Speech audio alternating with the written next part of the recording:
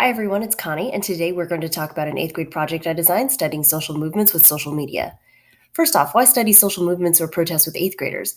Well, according to Piaget, 8th graders are in the formal operational stage of development, so they should understand that others might experience the world differently than they do. Having students study the impact of human and civil rights gives them one framework to understand the experiences of people who may not be like them, and it helps them grow in empathy for others. Now, there are lots of ways to study human and civil rights, so why use social media? Well, according to Baird and Fisher, social media manages to engage the user in constructivist and social learning. That is, by communicating or reading others' communications on social media, students are able to build knowledge from the collective research and experiences of a vast online network. And students are already doing this for non-academic purposes. Researchers such as Spelling and White have emphasized the popularity of social media for years. So why not focus students' energy on learning how to use social media to improve their lives, well-being, and circumstances of others? So how would students learn to use technology to improve lives or become digital leaders? Well, I think they need to learn two things. One, how to influence change, which they can learn by researching and evaluating sources about how individuals and groups have influenced a change in North Carolina and the US. And two, how to use appropriate technology tools, which they can learn by practicing with tools for accessing information, organizing information, and designing products, as well as by observing how others use these tools. My project has 3 stages, each with multiple activities for accomplishing the objectives on the previous slide. In stage 1, students will research and curate traditional media sources, posting the results on Padlet. In stage 2, students will research and curate social media sources primarily using Twitter. And in stage 3, students will give each other feedback on their curations and revise and synthesize their thinking. Stage 1 begins with students selecting one of the protests and reading the overview article linked in the first column.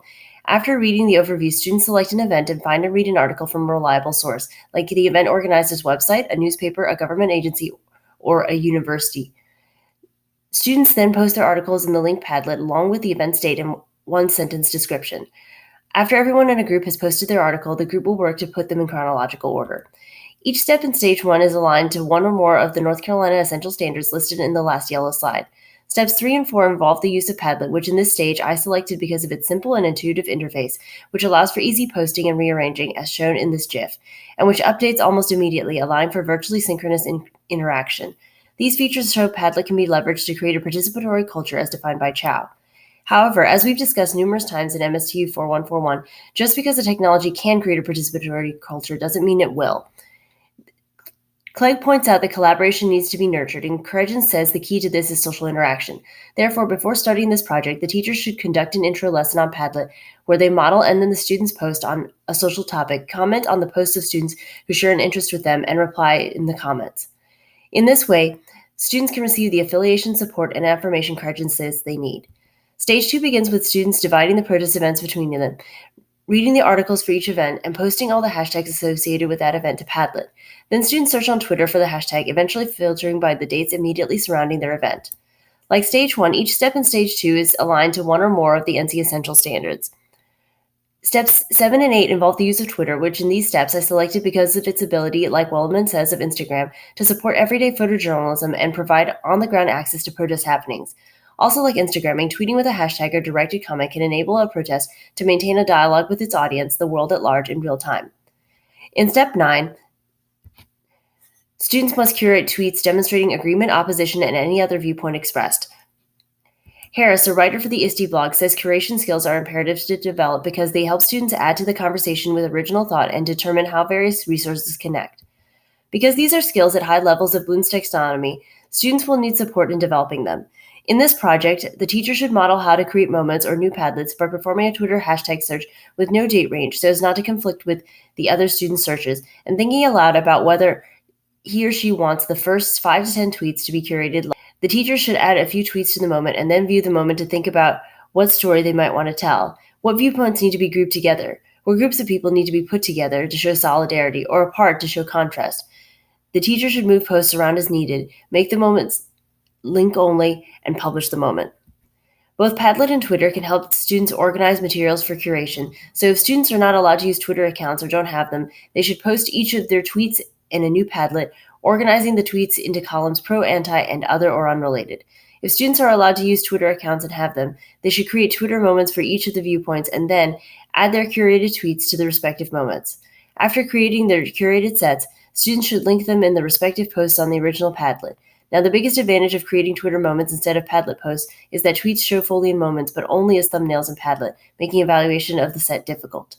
In stage 3, group members will evaluate each other's curations and provide feedback about how tweets were categorized, how tweets fit into their category's narrative of beliefs and evidence, and whether the narrative was appropriately linked to resulting actions.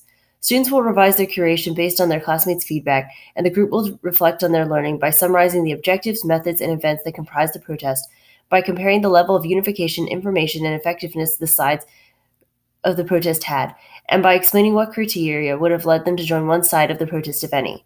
The last stage, involving the culminating activities, hits the most North Carolina essential standards of the 3 stages. There are a number of project features that should be evaluated critically against theory. According to McLaughlin and Lee, the research topic of 2010's protests and the use of the current social media tool Twitter are important because real-world or authentic context make learning meaningful and purposeful. According to Baird and Fisher, the ability to choose a research topic, the interactivity of research materials, and the interactive social media and self-publishing features of Padlet and Twitter were in line with the values of the net-centric generation. Also, according to Baird and Fisher, the combination of individual and group activities was in agreement with their course design recommendations for neo-millennials. The design of the group activities in particular were in keeping with the work of not only Baird and Fisher, but also McLaughlin and Lee, and with Chow. The joint organization of the Padlet in response to closing questions provided opportunities for Baird and Fisher's constructivist learning, as well as McLaughlin and Lee's collaborative content generation. The tweet curation feedback and revision allowed for constructivist learning as well, but according to Chow, it also helped members build connections with their groups. The primary weakness of this project is outreach.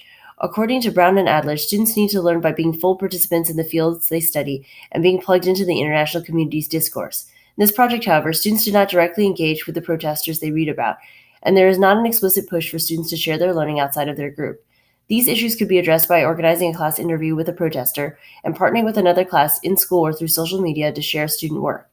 Another issue raised by McLaughlin and Lee is of embedding learning in authentic tasks. This could be addressed by having students learn about an ongoing protest and having them organize an event supporting or opposing it.